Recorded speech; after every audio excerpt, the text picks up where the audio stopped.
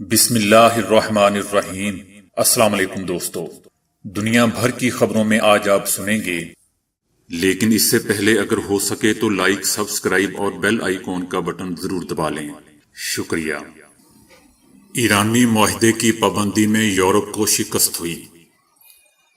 سعودی university کی جسمانی حرارت سے الیکٹرانک آلات چلانے پر تحقیق۔ جاپان میں لاکھوں مرغیوں کو تلف کرنے کا فیصلہ۔ میانمار میں آرمی کے خلاف مظاہرین سڑکوں پر۔ امریکی ریاستوں میں برفانی طوفان سے نظام زندگی مفلوج۔ جوہری ڈیل بحال کرنے سے متعلق ایران کی تجویز قبول کرنا قبل از وقت ہے، امریکہ۔ صدر پیوٹن کے مخالف روسی لیڈر نوالنی کو 3.5 سال قید۔ افغانستان میں غربت کی مجموعی شرح 55 سے بڑھ کر 72% ہو گئی۔ چائنا اور کینیڈا کا ایک ٹی شرٹ پر تنازعہ۔ میں کسانوں کے ساتھ کھڑی ہوں۔ یہ پاکستانی جوڑا دنیا کے لیے ایک مثال بن گیا۔ امریکی اینکر اپنے تنگ کرتے بچے کو گود میں اٹھا کر خبریں پڑھنے لگی۔ بھارتی کسانوں پر ایک اور ظلم، زراعت کے بجٹ میں بھی کمی۔ یہ شخص 180 سال تک زندہ رہنے کی کوشش کر رہا ہے۔ علامہ محمد اقبال کا یہ مجسمہ بنانے والے کاریگروں کا سوشل میڈیا پر مذاق بن گیا۔ تو آئیے چلتے ہیں اب خبروں کی تفصیل کی جانب۔ یورپی یونین کی خارجہ پالیسی کے سربراہ نے اعتراف کیا ہے کہ گزشتہ برسوں کے دوران ایران اور یورپی کمپنیوں کے مابین قانونی تجارت کی یورپی یونین حمایت نہ کر سکی۔ جوزف بوریل کا کہنا تھا کہ گزشتہ سال ایران کے ساتھ تجارتی امور کے فروغ کے میکانزم پر کافی وقت لگا، لیکن اس میں کوئی خاطر خواہ کامیابی حاصل نہیں ہوئی۔ ایرانی معاہدہ یورپی سفارتکاری کا اہم نتیجہ تھا، لیکن معاہدے سے امریکہ کے نکلنے اور ایران کے خلاف صدر ٹرمپ حکومت کی جانب سے پابندیاں عائد کیے جانے کے بعد اس پر سوالیہ نشان لگ گیا۔ سعودی عرب کی کنگ عبداللہ یونیورسٹی نے جسم کی حرارت سے الیکٹرانک آلات چلانے والی انرجی فراہم کرنے والا مادہ دریافت کیا ہے۔ یہ برقی حرارت والا مادہ ہے اور الیکٹرانک آلات کو انرجی فراہم کرتا رہتا ہے۔ اس مادے کو آسانی سے انسان کی جلد پر لگا دیا جاتا ہے یا جسم میں پوست کر دیا جاتا ہے۔ انہوں نے بتایا کہ اس مادے کو دل کی دھڑکن، خون کے دباؤ، دماغ کو مؤثر رکھنے، عضلات کو متحرک رکھنے جیسے طبی مقاصد کے لیے استعمال کیا جا سکے گا۔ یہ مادہ خودکار سسٹم کے تحت اپنی اصلاح از خود کر سکتا ہے اور اسے چارجنگ کے لیے بیٹریوں کی بھی ضرورت نہیں ہوگی۔ جاپان میں برڈ فلو کے پھیلنے کے دوران تقریباً 8,40,000 سے زیادہ مرغیوں کو تلف کر دیا جائے گا۔ ایک پولٹری فارم میں 1 درجن سے زیادہ مرغیاں مردہ پائی گئی ہیں۔ اسی وجہ سے اباراکی اس موسم سرما میں برڈ فلو کے معاملے والا 17واں صوبہ بن گیا ہے۔ حکام کے مطابق دیگر علاقوں کو برڈ فلو سے محفوظ رکھنے کے لیے لاکھوں مرغیوں کو تلف کرنے کا فیصلہ کیا گیا ہے۔ میانمار میں آرمی کے خلاف ملک کے کئی حصوں میں عوام سڑکوں پر نکل آئے ہیں اور ان کے خلاف شدید نعرے بازی کی، جبکہ 70 بڑے ہسپتالوں کے عملے نے احتجاجاً کام بند کر دیا۔ ایمرجنسی کے نفاذ اور ملک کی حکمراں آنگ سان سوچی کی گرفتاری پر ملک بھر میں احتجاجی ریلیاں نکالی گئیں۔ ریلی میں زیادہ تر نوجوان طلبہ نے شرکت کی۔ اس حوالے سے سب سے بڑی ریلی ملک کے کاروباری شہر رنگون میں نکالی گئی، جس میں مظاہرین نے آرمی سے واپس بیرکوں میں جانے کا مطالبہ کیا۔ احتجاج کے بعد مظاہرین پرامن طور پر منتشر ہو گئے۔ میانمار آرمی نے اب تک ان ریلیوں میں کوئی رکاوٹ نہیں ڈالی ہے، تاہم ماضی میں آرمی کی جانب سے جمہوریت کی بحالی کی تحریکوں کو کچلنے کے لیے طاقت کا بے دریغ استعمال کیا گیا تھا۔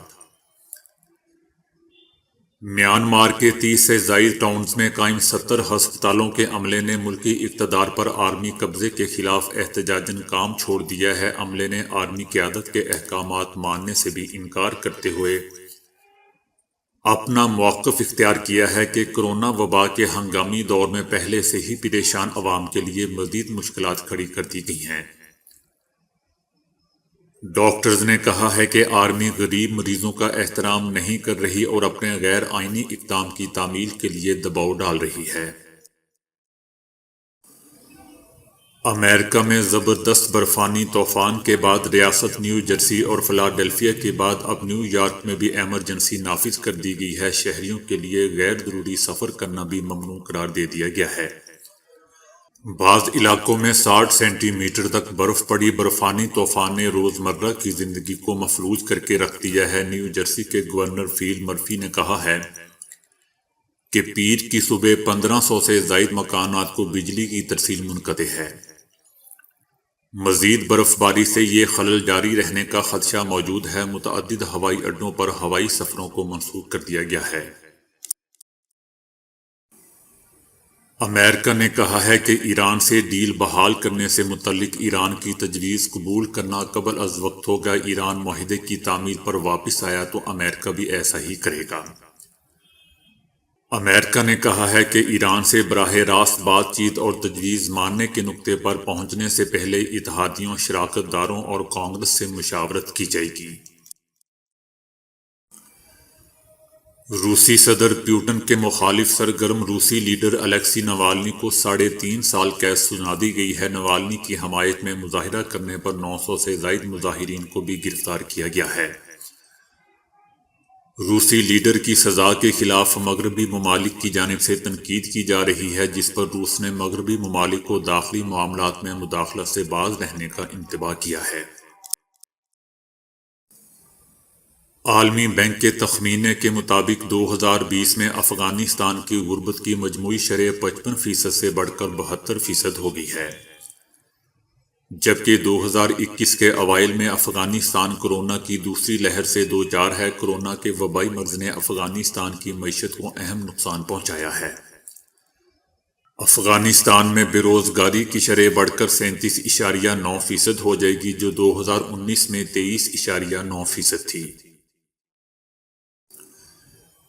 صرف ایک ٹی شرٹ پر پیدا ہونے والا تنازعہ چائنا اور کینیڈا کے تعلقات میں کشیدگی کا باعث بن گیا۔ چائنا نے بیجنگ میں کینیڈا کے سفارتخانے کے عملے میں شامل ایک ملازم کی جانب سے ایک ایسی ٹی شرٹ آرڈر پر منگوانے کی وجہ سے باقاعدہ احتجاج کیا ہے، جس پر کورونا کے حوالے سے چائنا کو دوش دینے کا تاثر ملتا ہے، اور چینی حکام کے مطابق اس ٹی شرٹ کے ذریعے وبا کے مقابلے میں چینی اقدامات کا مذاق اڑایا گیا ہے۔ اس تنازع کا آغاز اس طرح ہوا کہ چائنا کے سوشل میڈیا پر ایک تصویر گردش کرنے لگی، جس میں دکھایا گیا کہ کینیڈا کے سفارتی عملے میں شامل ایک شخص ایسی ٹی شرٹ آرڈر کر رہا ہے جس پر چمگادڑ بنا ہوا ہے۔ اس تصویر کو کورونا کے ووہان سے آغاز کے بارے میں اس تھیوری کی جانب اشارہ سمجھا گیا کہ وہاں جانوروں کی ایک مارکیٹ میں فروخت ہونے والے چمگادڑوں سے یہ کورونا دنیا بھر میں پھیل گیا۔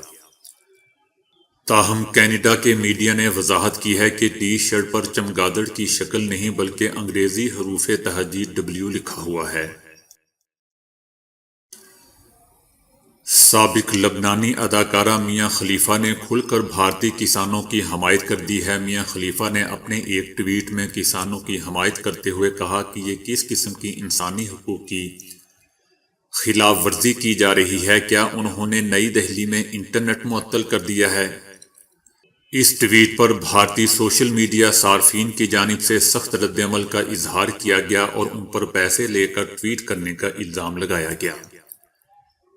اس الزام کا جواب دیتے ہوئے میاں خلیفہ نے ایک بزرگ کسان کی تصویر شیئر کرتے ہوئے اور اس بزرگ کسان کی طرف اشارہ کرتے ہوئے کہا کہ کیا ہی میرا زبردست کاسٹنگ ڈائریکٹر ہے جس نے مجھے پیسے دیے ہیں۔ امید ہے کہ جب ایوارڈز کا سیزن آئے گا تو انہیں نہیں بلایا جائے گا۔ میں کسانوں کے ساتھ کھڑی ہوں۔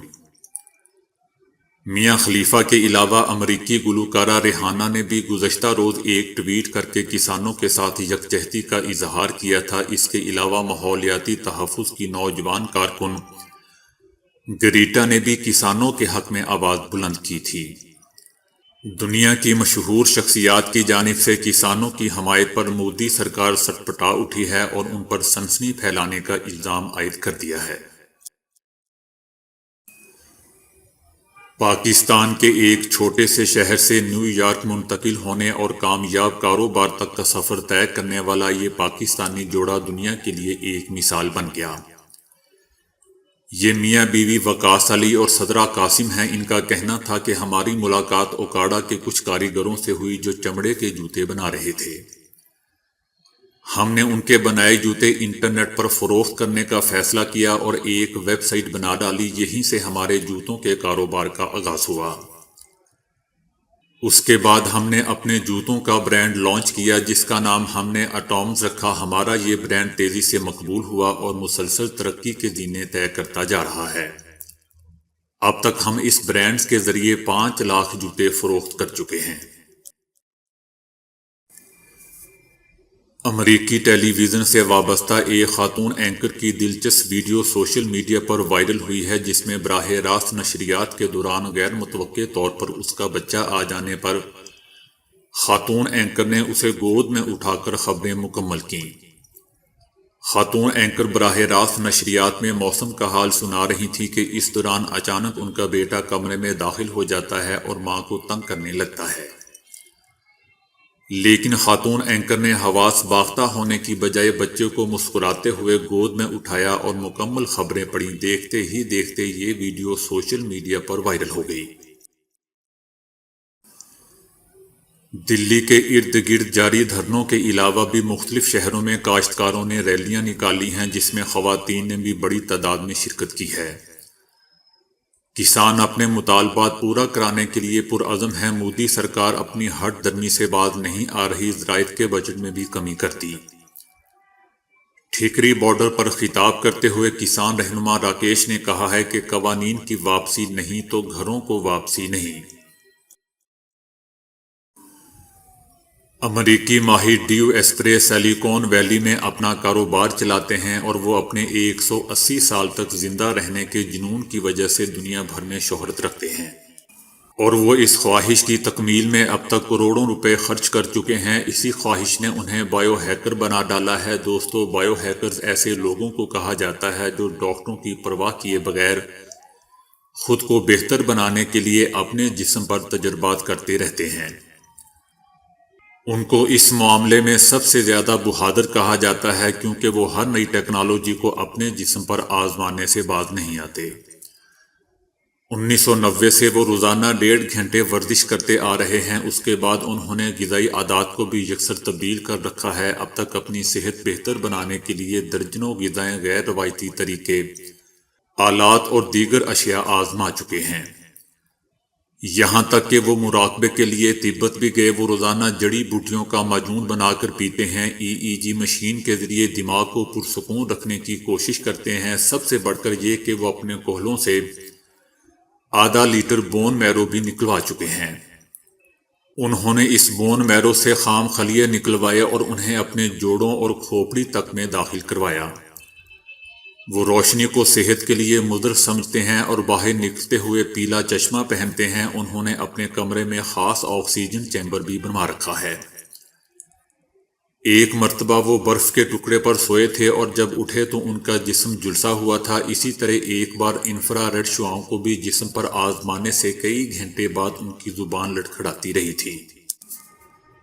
اب تک وہ اپنی 180 سال تک زندہ رہنے کی اس خواہش پر $10 لاکھ سے زائد رقم خرچ کر چکے ہیں۔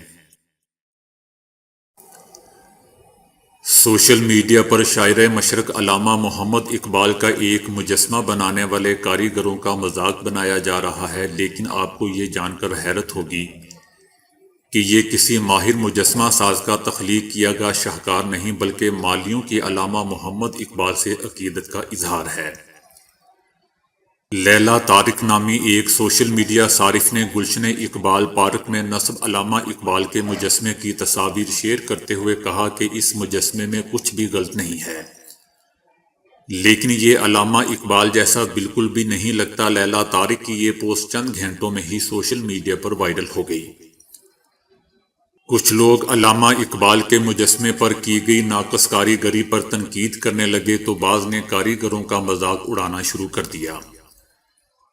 ایک صارف نے لکھا کہ جو حال لاہور کے ایک پارک میں اس مجسمہ ساز نے علامہ اقبال کے ساتھ کیا ہے، وہی حال میاں نواز شریف صاحب اس ملک کے ساتھ کر گئے ہیں۔ یہاں یہ بھی واضح رہے دوستوں کہ مالیوں نے اس مجسمے کی تیاری میں کوئی سرکاری فنڈز استعمال نہیں کیے، بلکہ اپنی مدد آپ کے تحت سکریپ وغیرہ سے یہ مجسمہ تخلیق کیا تھا۔ اگر یہ کسی ماہر مجسمہ ساز نے تخلیق کیا ہوتا تو اس کی کاریگری پر تو اعتراض اٹھایا جا سکتا تھا، لیکن ملازمین مالیوں کی علامہ اقبال سے اس عقیدت کو داد نہ دینا ناانصافی ہوگی۔